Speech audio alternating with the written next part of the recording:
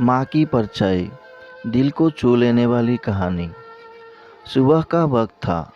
सूरज की लाल किरणें दिन की शुरुआत कर रही थी। हरे भरे पेड़ों पर पंछी मीठे सुर में गुनगुना रहे थे। ऐसे निसर्गरम्य वातावरण में सरस्वती अनाथ आश्रम छोटे बच्चों की सेवा कर रहा था।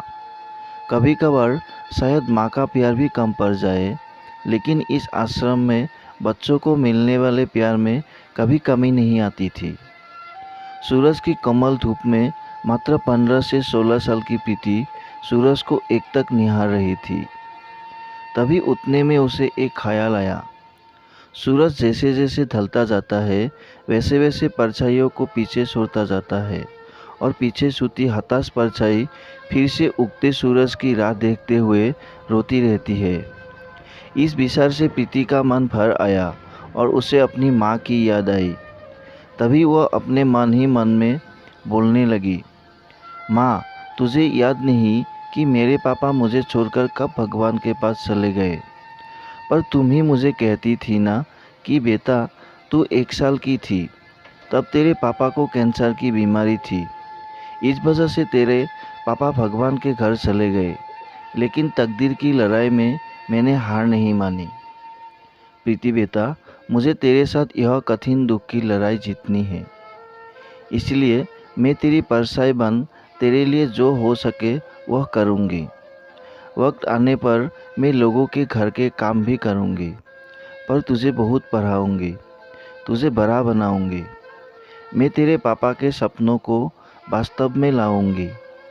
तेरे पापा की बहुत इच्छा थी कि हमारी छोटी सी प्रीति बड़ी होकर पायलट बने, लेकिन ज़िंदगी में ऊँचा उठने के लिए तेरे पापा से तेरे पंखों को मिलने वाली ताकत तेरे पापा के जाने से टूट गई। लेकिन माँ इतने बड़े दुख के रेगिस्तान में सुख की परछाई ढूंढ रही थी। मेरे इन पंखों को बल देती माँ। लेकिन क्यों माँ, क्यों मेरे पंखों को बल देने से पहले मुझे क्यों छोड़कर चली गई? पापा की तो पितृ छाया मुझे ना मिल सकी, पर तू तो मेरी परछाई बनकर जी रही थी। फिर क्यों तू भी मुझे छोड़कर चली गई? लेकिन तेरे जाने से मैं तेरी ममता से जुड़ी रही, तेरे प्यार की परछाई ढूंढते हुए दुख के रेगिस्तान में अकेली रही। अब मेरे पापा के सपनों को साकार करने के लिए कौन मुझे ताकत देगा? बोल ना माँ। प्रीति मन ही मन बोल रही थी। तभी उतने में प्यार और ममता से सभी लड़का लड़कियों से बर्ताव करने वाली सीमा मैडम ढूंढते हुए प्रीति को देखने आई और प्यार से बोली, बेटा, क्या हुआ? क्यों रो रही हो?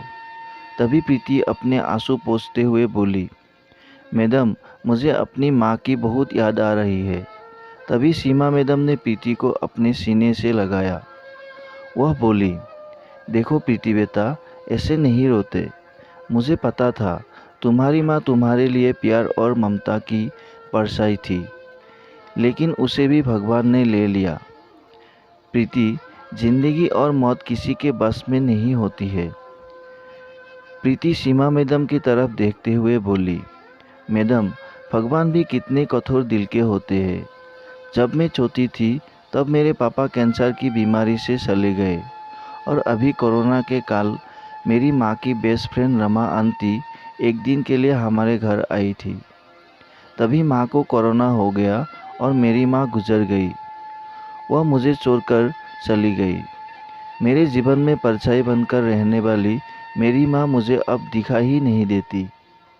प्रीति को यह अवस्था देखकर सीमा मैडम की आंखें भर आई। फिर भी सीमा मैडम प्रीति को दुख भरे स्वर में बोली, यह देखो प्रीति बेटा, जिस टाइम तेरे गांव के सरपंच ने तुम्हें इस आश्रम में लाया तब उन्होंने तुम्हारी जिंदगी की सर्वकर्म कहानी बताई थी।